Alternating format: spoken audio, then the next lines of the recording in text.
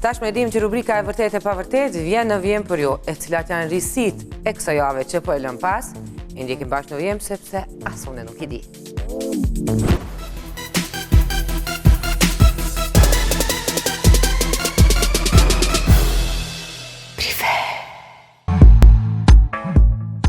Alban Ramosaj në rolin e intervistuesit, e dëgjuat mirë, e vërtet.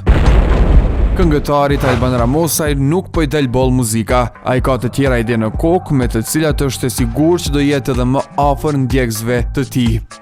Burimet tona na kanë thënë që Albani do aktivizohet në kanalin e tij në YouTube me content që mes tjerash do ta sjellat në rolin e intervistuesit.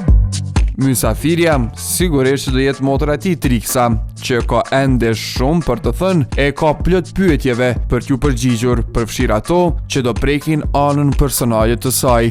Kjo mes tjerash është arsyeja pse Triksën së fundmi se kemi parë duke dhënë intervista. Intervistuesin e paska në shtëpi.